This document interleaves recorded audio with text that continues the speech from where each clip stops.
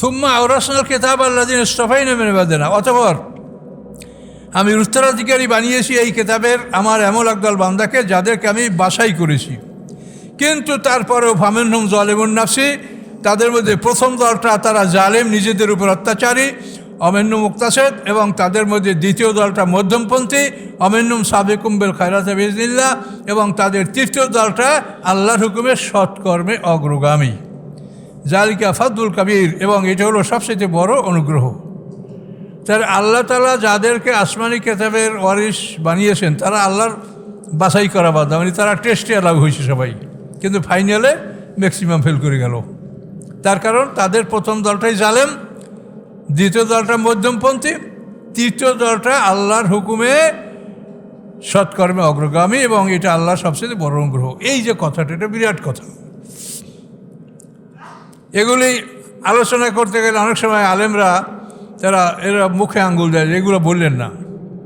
আলেমদের বড় দলটা জালেম, এটা আপনারা সমাজ থেকে আপনাদের বুঝে নিতে হবে, দেখে নিতে হবে যে সমাজে সবসময় যে বড় দল, এই বড় দল সবসময় দেখবেন যে মানে তারা তাদের সুবিধার জন্য যা দরকার এই সব কিছু করে জালেমদের সাথে একাকার হয়ে মিলেমিশে তারা তাদের সব কাজগুলি সমাধান করে নেয়। তারা বাধার সম্মুখীন হয় না, বিপদের সম্মুখীন হয় না। বিপদের সম্মুখীন হয় কারা? বিপদের সম্মুখীন হয় যদি আপনি আল্লাহর রাস্তায় চলেন, তা আপনি বিপদের সম্মুখীন হবেন। তার কারণ শয়তান চ্যালেঞ্জ করে বলেছে, লাআকুদান্না লাহুম সিরাতাকাল মুস্তাকিম, হে আল্লাহ অবশ্যই আমি আপনার সিরাতাল মুস্তাকিম রাস্তায় বসে পড়ব। এখন আপনি ওই রাস্তা দিয়ে যাবেন, আর শয়তান ওই রাস্তায় বাধা দেবে, তাহলে আপনি কি বিপদ ছাড়া অগ্রসর হতে পারবেন? তাই যারা বিনা বাধায় অগ্রসর হচ্ছে তারা আল্লাহর রাস্তা ছেড়ে অন্য রাস্তায় ঢুকেছে, এক কথা। আর যারা সরাসরি আল্লাহর রাস্তায় অবস্থান করছে তারা বিপদের সম্মুখীন হবে, মরণ পর্যন্ত হতেই থাকবে। আসসালামু আলাইকুম। সম্মানিত সুধীমণ্ডলী, আমরা সূরা ফাতিরের 27 নম্বর আয়াত থেকে এখন আলোচনা শুরু করব ইনশাআল্লাহ।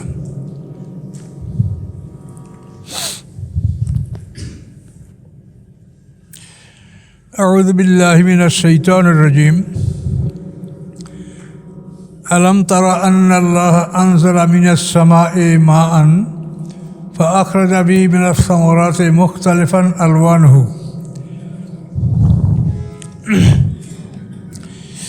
আল্লাহ রাব্বুল আলামিন কোরআন পাকে ঘোষণা করেন, তুমি কি দেখো না, মানব জাতিকে লক্ষ্য করে বলছেন, রাসূল সাল্লাল্লাহু আলাইহি ওয়াসাল্লামকে লক্ষ্য করে বলছেন, আপনি কি দেখেন না নিশ্চয়ই আল্লাহ তাআলা আকাশ থেকে পানি বর্ষণ করেন। আখরাজনা বি সামারাতিন, আল্লাহ বলেন ওই পানির সাহায্যে আমি বের করি অনেক ফল, মুখতালিফান আলওয়ানুহা, যার রঙগুলি নানা রকমের, নানা রঙের প্রচুর ফল এই বৃষ্টির পানির সাহায্যে আমি উৎপন্ন করি। আল্লাহ তাআলা বলছেন, অমেনাল জেবালে জুদাদুম বীজুন, পাহাড়ের মধ্যে রয়েছে কতগুলি অঞ্চল সাদা, যেখান থেকে আমরা শ্বেত পাথর সংগ্রহ করি। হুমরুন, কতগুলি অঞ্চল আছে লাল, লাল পাথরের অঞ্চল। মুখতালিফুন আলওয়ানুহা, আবার কতগুলি পাথর আছে মিশ্র রঙের, নানা রং, একই পাথরের নানা রং। ও গারাবিবু সুদ, এবং কতগুলি পাথর আছে কাক কালো। গুরাব মানে কাক, এই গারাবিবু সুদ মানে কাক কালো পাথর। তো এখন দেখেন যে আল্লাহ তাআলা তার কুদরতের নিদর্শনগুলি বর্ণনা করছেন, যে তিনি বৃষ্টির সাহায্যে নানা রঙের প্রচুর ফলমূল উৎপাদন করেন, এবং পাহাড়গুলি তিনি এমনভাবে সৃষ্টি করেছেন যে পাহাড়ের কোনো অঞ্চল সাদা, কোনো অঞ্চল লাল, কোনো অঞ্চল মিশ্র রঙের, আর কোনো অঞ্চল কাক কালো পাথর, কাকের মতো। তো এই সমস্ত কথাগুলি আল্লাহ তাআলা কোরআন পাকে বলেছেন, মুহাম্মদ সাল্লাল্লাহু আলাইহি ওয়াসাল্লামের মুখ থেকে আমরা এই কথাগুলি পাচ্ছি, কিন্তু এটা হলো অসাধারণ জ্ঞানের পরিচয়। আল্লাহর সৃষ্টির বৈচিত্র্য, যে কীভাবে তিনি এই সব কিছু সৃষ্টি করেছেন। এবং এই পাথরগুলি আমরা বিভিন্ন কাজে ব্যবহার করি। শ্বেত পাথরগুলি সাধারণত রৌদ্রে গরম হয় না। এ আল্লাহর এক অপূর্ব কুদরত। এভাবে বিভিন্ন পাথরের বিভিন্ন গুণাগুণ আল্লাহ রেখেছেন এবং এগুলি সব তারই সৃষ্টি। সামনে আল্লাহ বলেন, অমিনান নাসি ওয়াদ দাওয়াবি, মানুষের মধ্যে হতে এবং চতুষ্পদ পশুদের মধ্যে হতে, অল আনামে এবং গৃহপালিত পশুদের মধ্যে হতে, মুখতালিফুন আলওয়ানু, তারও আছে বিভিন্ন রং। মানুষের বিভিন্ন রং। দাওয়াব মানে বিচরণকারী প্রাণীদের, এই বিচরণকারী প্রাণীদের নানা রং। অল আনামে গৃহপালিত পশুদের নানা রং। এগুলি সব আল্লাহর কুদরত। কাযালিকা, এভাবেই, ইন্নামা ইয়াখশাল্লাহ মিন ইবাদিল উলামা, নিশ্চয়ই আল্লাহকে শুধু জ্ঞানীরাই ভয় করে। ইন্নাল্লাহ আজিজুন গাফুর, নিশ্চয়ই আল্লাহ তারা পরাক্রমশালী এবং ক্ষমাশীল। এই যে সৃষ্টির বৈচিত্র্যগুলো আল্লাহ তাআলা করেছেন, দেখেন কোনো ছাগল, কোনো গরু, কোনো বিড়াল, কত সুন্দর সুন্দর রঙের। কোনো মানুষ এই রং সৃষ্টি করতে পারে? কাজে এই ধরনের মানে বৈচিত্র্যময় সৃষ্টি আল্লাহর। তো আল্লাহ বলেন যে যারা জ্ঞানী তারাই এগুলি চিন্তা ভাবনা করে, এগুলি দেখে আল্লাহর কুদরতকে তারা অনুধাবন করে এবং জ্ঞানীরাই আল্লাহ তাআলাকে ভয় করে। যে আল্লাহ তাআলা, এই যে কচু গাছ, এই যে কত সুন্দর রঙিন রঙিন পাতার কচু পাতা দেখেন। এরকম পৃথিবীতে কত রকমের ফুল ফল, বিভিন্ন রঙের সব কিছু আমরা দেখতে পাচ্ছি। কত রঙের মাছ, এত সুন্দর রঙিন মাছ, মনে হয় যেন কে করেছে এগুলি। নদীর মধ্যে রঙিন রঙিন সুন্দর সুন্দর মাছ দেখেন, যেগুলো আপনার অ্যাকোরিয়ামে আদর করে লালন পালন করেন। এই সৃষ্টিকার আল্লাহর। এই জন্য তিনি বলেন, এইগুলি একমাত্র যারা জ্ঞানী তারাই এগুলো চিন্তা ভাবনা করে এবং জ্ঞানীরাই আল্লাহ তাআলাকে ভয় করে। যাদের জ্ঞান নাই তারা এগুলো চিন্তাই করে না, মাথায় তাদের এগুলো ঢোকে না। তো এখান থেকে আমরা অনেক কিছু বুঝতে পারি যে এই কথাগুলি তো আসলে মুহাম্মদ সাল্লাল্লাহু আলাইহি ওয়াসাল্লামের মুখ থেকে আমরা পেয়েছি আল্লাহর এই কোরআন, আল্লাহর বাণী। তাহলে এই কোরআনের কারণে মুহাম্মদ সাল্লাল্লাহু আলাইহি ওয়াসাল্লাম এমনই একজন জ্ঞানী যে তিনি সকল বিষয়ের শ্রেষ্ঠ জ্ঞানী এবং এর উৎস হলো কোরআন। তিনি উম্মি নবী, কিন্তু তিনি যে বিশ্বের শ্রেষ্ঠ জ্ঞানী মানুষ, সকল বিষয়ের শ্রেষ্ঠ জ্ঞান আল্লাহ তাকে দান করেছেন। এটা আল্লাহর অসীম রহমত এবং অসীম মেহেরবানি আল্লাহর রসুলের উপরে সাল্লাল্লাহু আলাইহি ওয়াসাল্লাম। দেখেন, পৃথিবীর কোনো মানুষ একই সঙ্গে ডাক্তার, ইঞ্জিনিয়ার, অর্থনীতিবিদ এটা হতে পারে না। ডাক্তার হওয়ার পর ইঞ্জিনিয়ার হতে দূরের কথা, একজন ডাক্তার পুরো দেহের ডাক্তার হতে পারে না। এই দেহটাকে কতগুলো খণ্ড খণ্ড করে তার জন্য ডাক্তার আসে, তা আপনারা জানেন সব। যে একজন ডাক্তার পুরো একটা দেহের ডাক্তার হতে পারে না। তাহলে এখন দেখেন, এই জ্ঞান মুহাম্মদ সাল্লাল্লাহু আলাইহি ওয়াসাল্লামকে আল্লাহ তাআলা এমন সকল বিষয়ে জ্ঞান দান করেছে যে পৃথিবীর সকল বিষয়ে তিনি শ্রেষ্ঠ জ্ঞানী। তার জন্য বিশ্বের মানে যারা পরিসংখ্যানবিদ তারা এটা নির্ণয় করেছেন যে বিশ্বের 1 নম্বর মানুষ হলেন মুহাম্মদ সাল্লাল্লাহু আলাইহি ওয়াসাল্লাম, both religious and secular. Michael heart যে বই লিখেছে 100, এই 100 মানে 100 মানে সিরিয়ালাইজ অফ 100 ম্যান সিরিয়াল করেছে, 1 2 1 2 3 এরকম করে। তাতে মাইকেল হার্টের এই বইতে তিনি মুহাম্মদ সাল্লাল্লাহু আলাইহি ওয়াসাল্লামকে বিশ্বের 1 নম্বর মানুষ বলেছেন এবং তিনি এই কথাটা বলেছেন যে বোথ রিলিজিয়াস অ্যান্ড সেকুলার, ধর্মীয় দিক থেকে এবং পার্থিব দিক থেকে, এই দুটা দিক থেকেই মুহাম্মদ সাল্লাল্লাহু আলাইহি ওয়াসাল্লাম শ্রেষ্ঠ মানব। আর পৃথিবীর অন্য কোনো মানুষ মানে একটা বিষয়েরই পূর্ণ জ্ঞানী হতে পারে না। তো ওনার এই লেখাটার পিছনে একটা ছোট্ট একটা ইতিহাস আছে, সেটা হলো এই যে ওনাকে যখন কুকুরের বিষ নষ্ট করার ঔষধ আবিষ্কার করতে বলা হয়েছে, তখন যারা এগুলি গবেষণা করে তাদের তো আর কোনো অর্থের অভাব নাই, প্রচুর সম্পদ তাদের জন্য ঢেলে দেওয়া যে তোমরা যা লাগে খরচ করো এবং করো। তো উনি এটার কোনো সমাধান খুঁজে পাচ্ছেন না। তো সমাধান খুঁজে না পাওয়ার পরে উনি মানে যেগুলোকে বলে ক্লাসিক বুক অর্থাৎ ধর্ম সম্পর্কে যে সমস্ত বই পুস্তক এগুলি তিনি অনুসন্ধান করতে লাগলেন। এগুলি অনুসন্ধান করে আল্লাহ রসুলের একটা হাদিস পেলেন, উলুগুল কালব, মানে কুকুরের চাটা বা কুকুরের মুখ লাগানো, কুকুরের খাওয়া। তো এই কোনো বর্তনে যদি কুকুরে মুখ দেয়, তো সেখানে আল্লাহ রসুল বলেছেন যে ওই বর্তনটাকে তোমরা 7 বার ধৌত করবে, তো 3 বার অন্তত মাটি দিয়ে ধৌত করবে, 3 বার, তারপরে 4 বার পানি দ্বারা। এভাবে প্রথমে তাকে মাটি দিয়ে ধৌত করবে, তারপর পানি দিয়া তাকে পরিষ্কার করবে, তাহলে কুকুরের বিষ থাকবে না। তখন উনি এইটার উপরে গবেষণা করলেন যে আল্লাহ রসুল এখানে মাটির সাহায্যে কুকুরের বিষ নষ্ট করতে বলেছেন, তাহলে মাটির মধ্যে কী আছে। তখন এই মাটিকে গবেষণা করে তিনি কুকুরের বিষ নষ্ট করার ঔষধ আবিষ্কার করেছেন, এবং এইটা করার পরেই তিনি ঘোষণা করেছেন যে মুহাম্মদ সাল্লাল্লাহু আলাইহি ওয়াসাল্লাম বিশ্বের 1 নম্বর মানুষ, এবং বোথ রিলিজিয়াস অ্যান্ড সেকুলার, ধর্মীয় দিক থেকে এবং পার্থিব দিক থেকে তিনি বিশ্বের 1 নম্বর মানুষ। যে ডাক্তার হয়েছে সে ধর্মীয় জ্ঞান অতটা অর্জন করতে পারে নাই। কমন ধর্মীয় জ্ঞান আমাদের সবারই আছে, কিন্তু গভীর জ্ঞান তো অর্জন করা সম্ভব না। কিন্তু মুহাম্মদ সাল্লাল্লাহু আলাইহি ওয়াসাল্লামের প্রত্যেকটা বিষয় গভীর জ্ঞান ছিল, এবং এটা আল্লাহর দান, এবং এই জ্ঞানের কারণেই তাকে শ্রেষ্ঠত্ব, তার শ্রেষ্ঠত্ব ঘোষণা করা হয়, তিনি সর্বশ্রেষ্ঠ।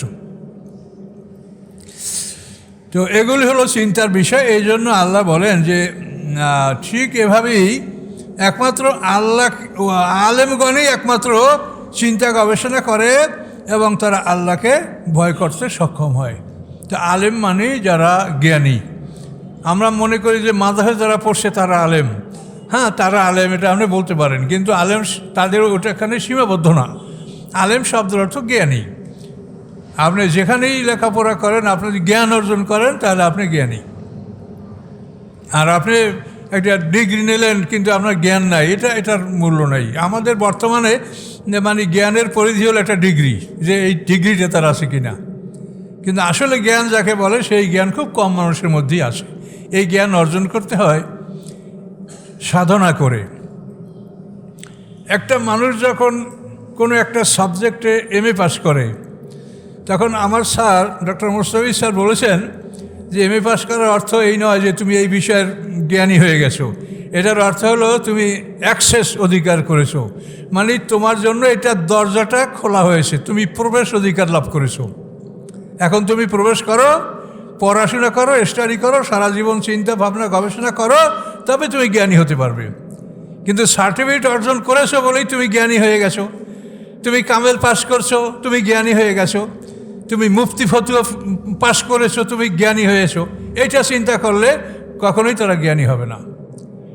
একটা ডিগ্রি অর্জন করার অর্থ হলো অ্যাক্সেস, মানে আপনি এই বিষয়ে প্রবেশ অধিকার, মানে এই দরজা দিয়ে আপনি এখন ঢুকতে পারছেন, এখন ঢোকেন, ঢোকার পরে আপনি জ্ঞান অর্জন করেন। কিন্তু এই চিন্তাভাবনা আমাদের মধ্যে নাই। শিক্ষা প্রতিষ্ঠানে আমরাও চাকরি করে দেখেছি, ওই শিক্ষকরা যখন অবসর পায় তখন সবাই বেশি হিসাব করে বেতন কবে আসবে, বেতন কবে আসবে, বেতন আসার ডেট কবে, এগুলো নিয়েই তারা ওই চিন্তাভাবনা। কিন্তু মানে জ্ঞান চর্চা এটা খুবই কম মানুষের মধ্যে আছে। এই জ্ঞান চর্চা না থাকার কারণে আজকে আমাদের দেশে এত আলেম ওলামা মৌলবি মাওলানা, কিন্তু তারপর কোরআনের সঠিক কোনো প্রচার বা সঠিক শিক্ষা এটা সমাজে ছড়াচ্ছে না। কাজে এই জন্য জ্ঞান এটা শুধু ডিগ্রি নয়, এটা মনে রাখতে হবে। ডিগ্রি হলো অ্যাক্সেস, আপনার প্রবেশ অধিকার, যে আপনি এখানে ঢুকতে সক্ষম হয়েছেন। এরপরে আপনি এখন নিজে পড়াশোনা করেন, স্টাডি করেন, গবেষণা করেন, তাহলেই আপনি জ্ঞানী হতে পারবেন।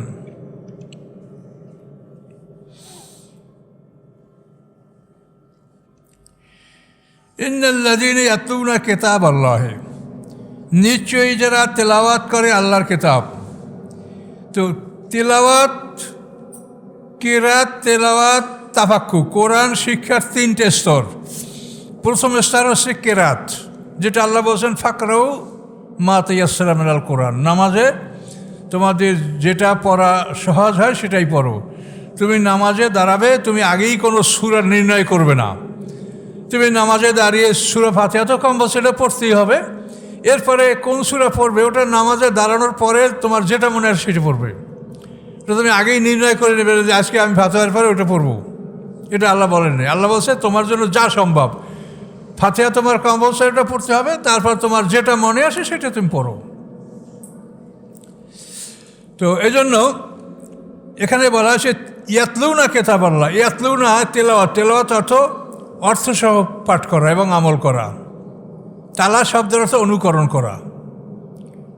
অশামসি অদোহাহা অল কমারি ইদা তালাহা, সূর্যের কসম, সূর্যের আলোর কসম, চাঁদের কসম যখন চাঁদ সূর্যের অনুসরণ করে।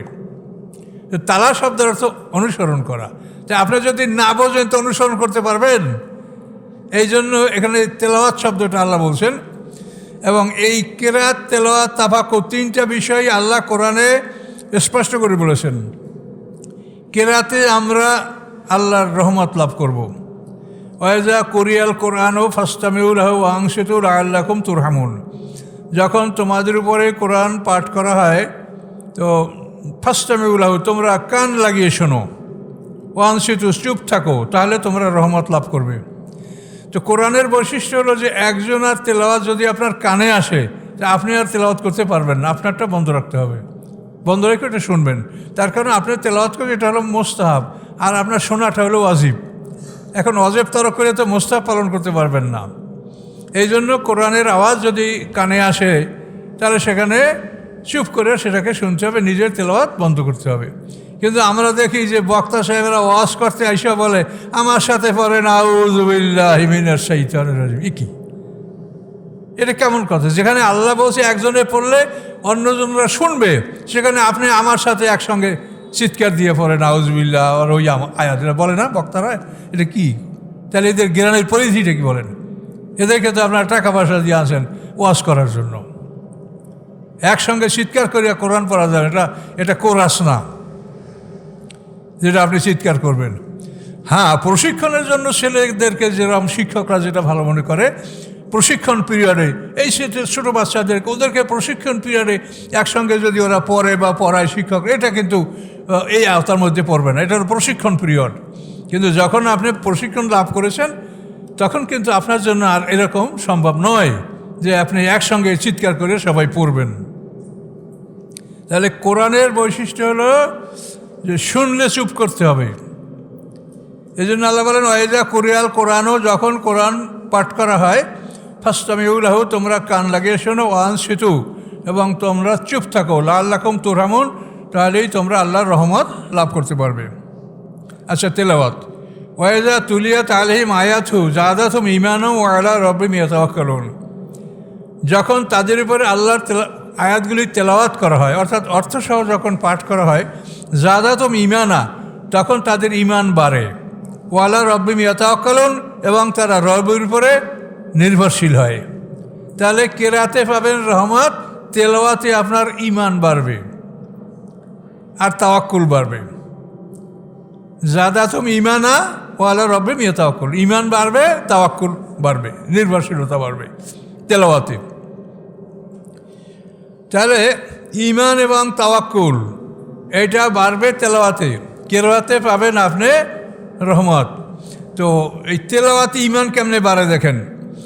আপনি এই যে একটা আয়াত এর অর্থ উপরে শুনলেন, এটা আপনার ঈমান আনছেন, আপনারা এটা বিশ্বাস করছেন যে না আল্লাহর কালাম।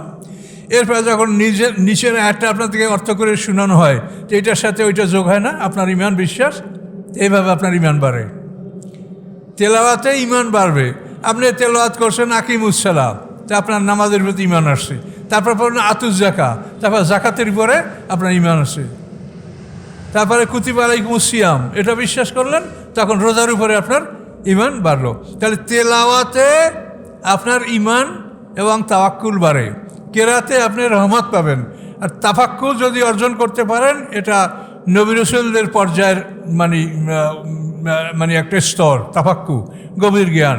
এবং এই তাফাক্কু শব্দ থেকে ফেকা শব্দ আসছে, ফেকা শাস্ত্র। এটা হচ্ছে মানে গভীর জ্ঞানের প্রতিফলন। বড় বড় ইমামরা যারা কোরআন নিয়ে, হাদিস নিয়ে বহু গবেষণা স্টাডি করেছেন, তাদের এই গবেষণার ফলে তারা যে রেজাল্ট দিয়েছেন, এটার নাম হচ্ছে ফেকা। তাহলে কোরআন শিক্ষার 3টে স্তর: কেরাত, তেলাওয়াত, তাফাক্কু। কিন্তু আমাদের সমাজে কি এই 3টে শিক্ষা আছে? নাই। তাহলে আমরা যদি শুধু কেরাত পড়ি, আপনি রহমত পাবো, আল্লাহর কথা তো ঠিকই আছে, কিন্তু তাদেরকে আবার আল্লাহ কথা বলছে সেটা মনে করতে হবে। সেটা হলো যে আল্লাহর আসমানি কেতাবগুলি যারা পড়ে এবং তার হক আদায় করে না, তাদের অবস্থা হলো গাধার পিঠে কাগজের বোঝা। আপনি কেরাত পড়লে রহমত পাবেন। এখন এই ছোটোবেলার থেকে আরম্ভ করে এই রহমতের কেরাত পড়তে পড়তে মৌয়াত পর্যন্ত আপনি খালি পড়লেন, কিন্তু এর অর্থ শিখলেন না, বুঝলেন না। তাহলে এটাকে কিন্তু আল্লাহ বলছেন যে গাধার পিঠে কাগজের বোঝা। মাসালুল্লাযীনা হুম্মিলু তাওরাতা সুম্মা লাম ইয়াহমিলুহা কামাসালিল হিমারে ইয়াহমিলু আসফারা, সূরা জুমা। যাদেরকে তাওরাতের দায়িত্ব দেওয়া হয়েছিল, অতএব তারা তাওরাতের দায়িত্ব পালন করে নাই। তাদের দৃষ্টান্ত হলো যেমন গাধা, এই গাধার পিঠে কাগজের বোঝা। গাধা কাগজ বহন করে পিঠে, তো কী বোঝে গাধা? কাগজ বহন করলো যা, ধান গম বহন করলো যা, যা বহন করে গাধা, বোঝা তো বোঝাই। তাহলে এই কথাগুলি তো সবই আল্লাহ আমাদেরকে বলেছেন।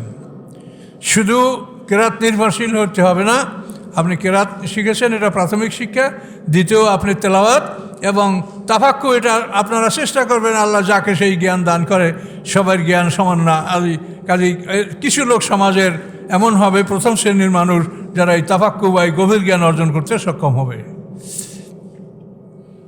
তা আল্লাহ বলেন, ইন্নাল্লাযীনা ইয়াতলুনা কিতাবাল্লাহি, নিশ্চয়ই যারা আল্লাহর কিতাবকে তেলাওয়াত করে, মানে তেলাওয়াতের হক আদায় করে তেলাওয়াত করে, ও আকামুস সালাতা, এবং সালাত কায়েম করে, ও আনফাকু মিম্মা রাযাকনাহুম, এবং ব্যয় করে ওই সব কিছু যা আমি তাদেরকে দান করেছি, সিররান ওয়া আলানিয়া, গোপনে এবং প্রকাশ্যে।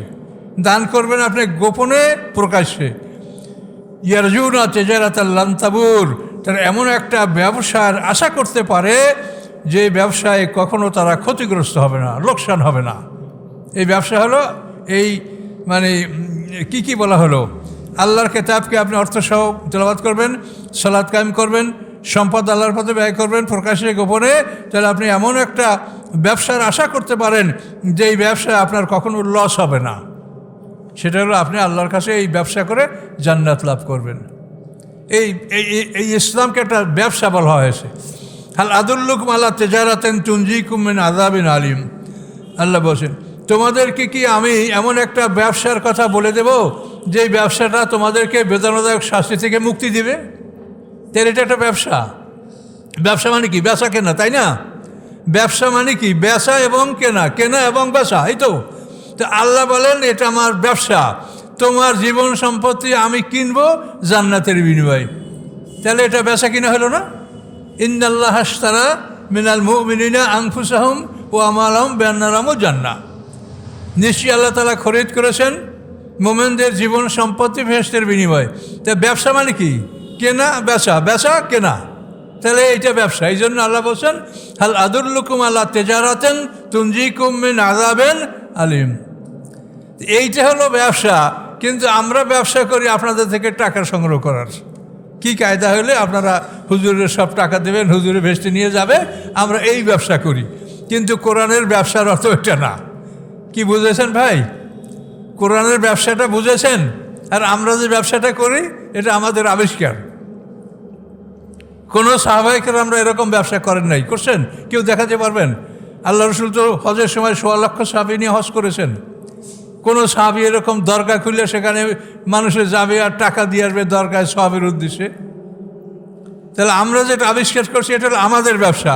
আর আল্লাহ যেটা বলছেন যে এই তোমাদের ধর্ম পালনের একটা ব্যবসা, এই ব্যবসাটা বুঝলেন কিনা এখন আপনি? কথা বলেন, বুঝছেন? যে আপনার আমার জীবন সম্পত্তি আল্লাহর কাছে আমরা বিক্রি করব। কিসের বিনিময়ে? বিআন্না লাহুমুল জান্নাহ, জান্নাতের বিনিময়ে আমরা এটা আল্লাহর কাছে বিক্রি করব। এটা একটা ব্যবসা। এই ব্যবসাটা এমন ব্যবসা, আল্লাহ বলেন তিজারাতাল লান তাবুর, এই ব্যবসায় তুমি কোনোদিন ক্ষতিগ্রস্ত হবে না। তার কারণ আল্লাহ তোমাকে লোকসান দেবে না। আল্লাহ তোমাকে এই ব্যবসার পরিণামে তোমাকে অনন্তকালের জান্নাত দান করবে, অনন্ত জীবন, অনন্ত যৌবনা কুমারী নারী। তোমাকে আল্লাহ তাআলা এই ব্যবসার বিনিময়ে অনেক কিছু তোমার জন্য আল্লাহ প্রস্তুত রেখেছেন। যারা সরকারি বড় বড় চাকরি করে তাদের জন্য যেমন কলোনি থাকে, আল্লাহ বলেন তোমাদের জন্য 8টা গ্রেডে কলোনি করে রেখেছি। 8টা গ্রেডে কলোনি জান্নাত, এটা রেখেছে আল্লাহ তো আমাদের জন্য। এই ব্যবসা কাজে এই ব্যবসাটা বোঝেন। কথা তো ঠিকই আছে, কিন্তু আমরা কাজ করছি উল্টা।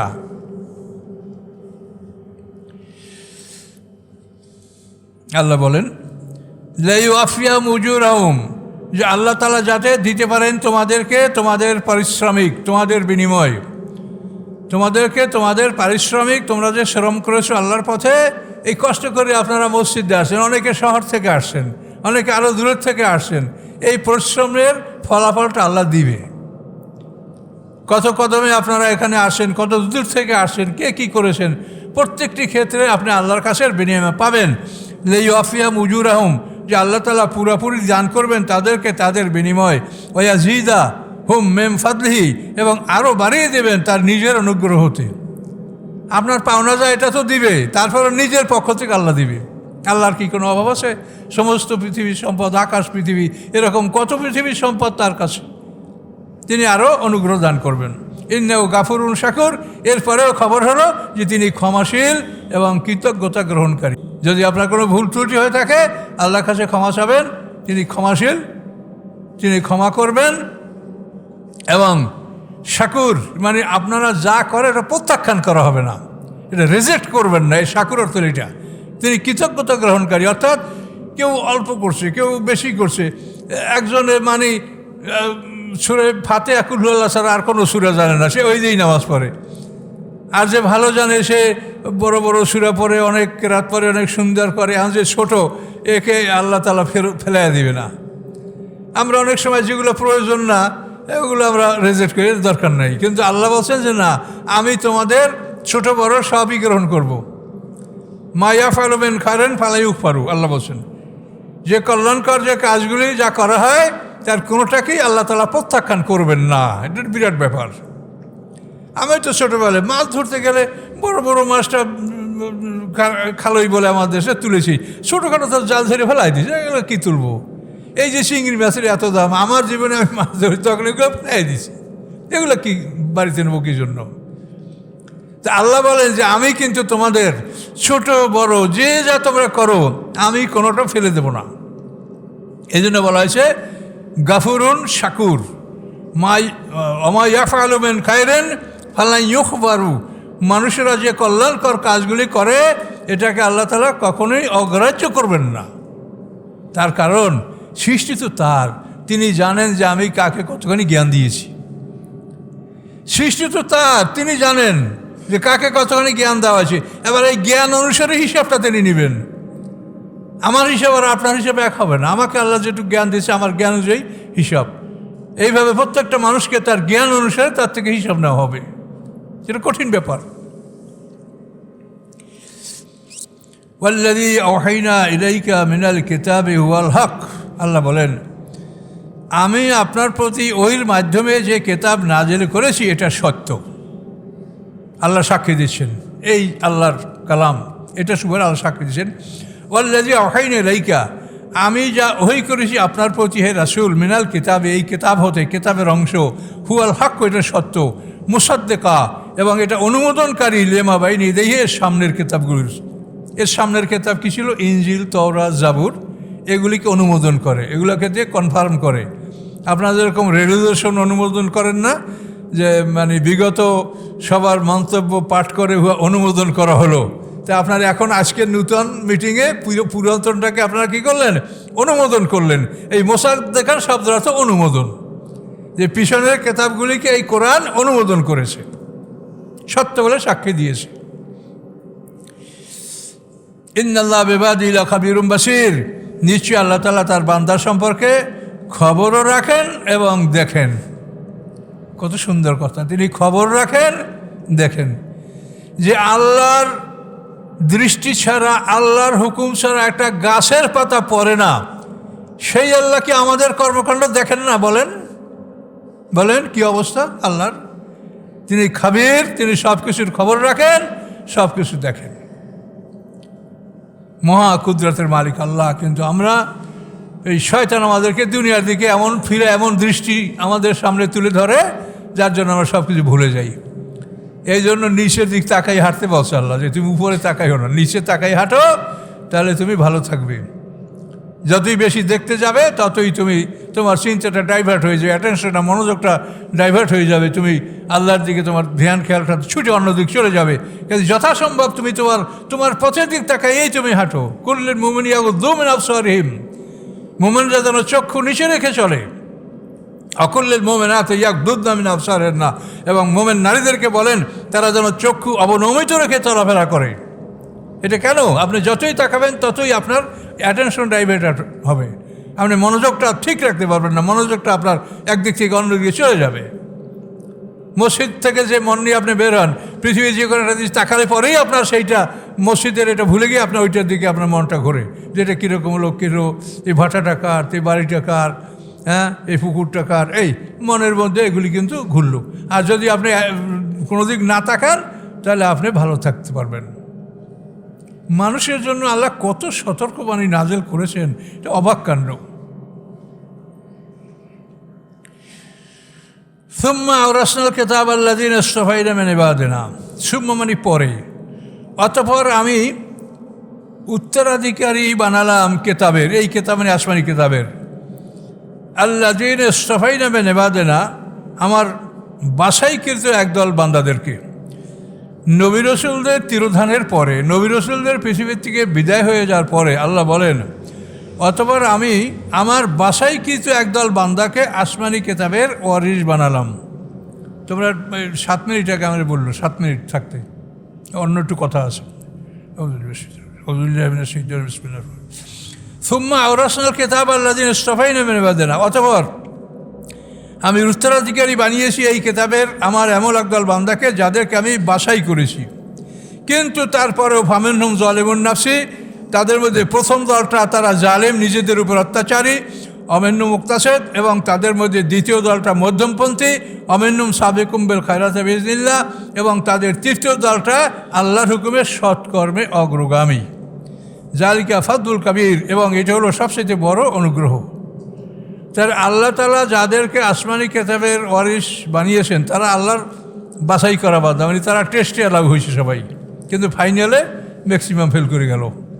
তার কারণ তাদের প্রথম দলটাই জালেম, দ্বিতীয় দলটা মধ্যমপন্থী, তৃতীয় দলটা আল্লাহর হুকুমে সৎকর্মে অগ্রগামী, এবং এটা আল্লাহর সবচেয়ে বড় অনুগ্রহ। এই যে কথাটা, এটা বিরাট কথা।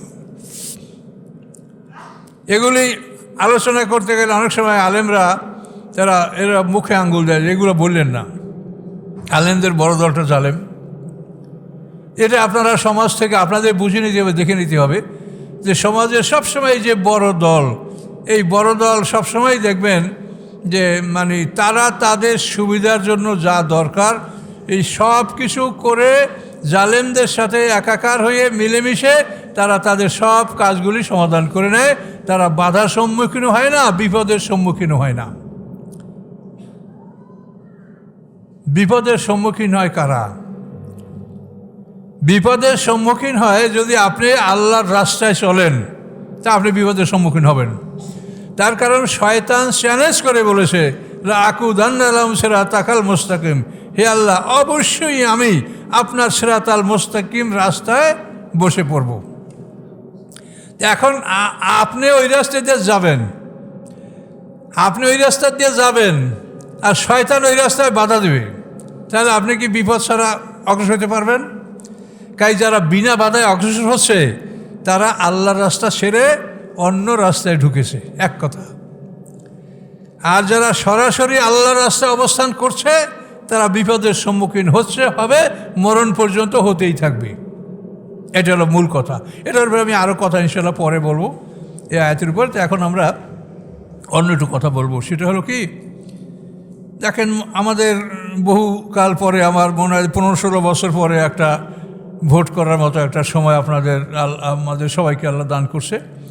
তো এখানে আমরা যে কথাগুলি মানে বলা খুব জরুরি যে সরকারিভাবেও সমস্ত ইমাম, তারপরে মাদ্রাসার শিক্ষক, এভাবে সবাইকে ইসলামী ফাউন্ডেশন থেকে একটা নির্দেশ দেওয়া হয়েছে যে এই যে আপনাদের সামনে নির্বাচনে আসে, এখানে হা এবং না এইটা সম্বন্ধে বুঝিয়ে বলতে বলা হয়েছে। হামাকরায় কেউ দাঁড়ায় নাই যে এটা হায়ের পক্ষে আপনি ভোট দিলে সেই পাশ এমপি হয়ে যাবে, এটা মনে করবেন না। হামাকরায় কেউ দাঁড়ায় নাই আর নামাকরায় কেউ দাঁড়ায় নাই, এটা হলো একটা জাতিগত ইস্যু। যে হা এবং নার অর্থটা হলো যে বিগত সরকার যে প্রতিষ্ঠানগুলো ধ্বংস করছে, যেমন তত্ত্বাবধায়ক সরকার ছিল, তার অধীনে নির্বাচনের সুষ্ঠু নির্বাচন আমরা পেতাম, কিন্তু তারা ক্ষমতায় গিয়েই তত্ত্বাবধায়ক সরকার বিলুপ্ত করে দলীয় সরকারের অধীনে নির্বাচন এবং যা ইচ্ছা তাই তারা করেছে। এখন এগুলা সংস্কার করা আপনারা চান কি না? এই ধরনের কেন ব্যাংক লুট হয়? এর আগে এরকম ব্যাংক লুট হয়েছে? ব্যাংকের রিজার্ভ কেন চুরি হয়? ব্যাংকের টাকা হাজার হাজার কোটি টাকা বিদেশ কী করে চলে গেল? এখানে তারা কিছু আইন কানুনের ফাঁকফোকর আছে এবং এইভাবে প্রত্যেকটা প্রতিষ্ঠানকে তারা দলীয়করণ করেছে। এখন এইটা আপনারা সংস্কার চান কি না? এইটার সংস্কার যদি চান, তা এটা তো সবার ব্যাপার, তাহলে আপনারা হ্যাঁ বলবেন যে না, আমরা এই ভুলগুলি যেগুলি ধ্বংস করা হয়েছে এগুলো সংস্কার চাই। এই হার মানে হলো এইটা। আর না মানে আমরা সংস্কার চাই না, আগে যা আছে তাই, তাহলে তো আপনি না, তাহলে আগে যা ছিল তাই হবে। ক্ষমতায় যারা যাবে তারা যতই এই এখনই নির্বাচনের সময় যত মধুর মধুর কথা আর যত প্রতিশ্রুতি, কোনটা আপনি পাবেন? আগের কোনো কেউ দিতে পারে নাই, আর এখন যারা প্রতিশ্রুতি দিচ্ছে তারাও দিতে পারবে না। তারা যে কথা বলে, তো আমরা একটু জ্ঞানী লোকেরাই বলে যে আমাদের অর্থনৈতিক অবস্থাটা কি, আমাদের দেশের টাকা পয়সা বা আমাদের ব্যাংকের অবস্থাটা কি, অর্থনৈতিক অবস্থা জানেন, তাইতে আমরা আপনাকে এই দেবো, সেই দেবো, ওই দেবো, সব দেবো, মানে ভোট দেন। কিন্তু কী যে দিতে পারবো সেটা দেখা যাবে, হইয়া যাক, তারপর দেখতে পারবেন না। কাজে ওদিকে আমাদের দরকার নাই, আপনাদের জ্ঞান আছে, ভোট আপনারা দিবেন, ভোটের ব্যাপারে আমার কোনো কথা নেই। আমার কথা হলো যে এই বিষয়টা যদি সংস্কার আপনারা না করেন, তাহলে কিন্তু ওই এত রক্তের বিনিময়ে যে ফেসিবাদকে দেশ থেকে দূর করে, ওটা আবার ওইটাই ফিরে আসবে। যারা গেছে এবং যারা আসবে, এরা যে একই দেশের মানুষ, একই মানে মুদ্রার ইপিট উপিট, কাজেই কেউ যে ভালো করবে এটা আশা করা যায় না যদি আইনগুলি সংস্কার না হয়। এই জন্যই তো অনেকে বলছিল যে তত্ত্বাবধায়ক সরকার 5 বছর থাকুক, 10 বছর ধরে কেন বলা হয়েছিল? এটা সংস্কার করার জন্য, কিন্তু তাদেরকে সুস্থে থাকতে দেওয়া হচ্ছে না। কাজে এই জন্য তারা বা কেন দুর্নাম নিতে যাবে? তো এখন দুর্নাম না নিতে গেলে বিষয়টা যে একটা সমাধানে পুষতে পারে, এই জন্য তারা একটা হ্যাঁ এবং না ভোটের ব্যবস্থা করছে যে আপনারা সংস্কার তো আমরা করতে পারলাম না, যেটুক পার সেটুকু করছি, এখন সামনে যে সংস্কারগুলি বাকি আছে এটা আপনারা যদি করতে চান তাহলে আপনারা হ্যাঁ ভোট দেন। এই হার মানে হলো এইটা। এখন আপনাদের বিষয়, আপনাদের চিন্তা, যদি এটা আপনারা ভালো মনে করেন সেটা আপনারা করতে পারেন। মনে রাখবেন, হ্যাঁ মানে কারো পক্ষে প্রচার করা নয়, এটা গোটা জাতি, গোটা দেশের পক্ষে এই কথাটা বলা হয়েছে। তো এতটুকু কথা মানে আমাদেরকে বলার জন্য নির্দেশ দেওয়া হয়েছে, এই জন্য আমরা এটা বললাম। এবং আসলে এটা একটা কল্যাণকর বিষয়। আর আপনারা যারা জ্ঞানী, তারা এটা যারা বোঝে না তাদেরকে বুঝাবেন। তার অনেকে মনে করে যে হামাকরা বোঝে কেউ ভোটে দাঁড়াইছে, তার পক্ষে ভোট চাওয়া হইতেছে, এরকম ভুল ধারণা অনেকের আছে। তো এই জন্য এই বিষয়টা আপনারা বলবেন। তো ঠিক আছে, আমাদের হাতে আর সময় নাই।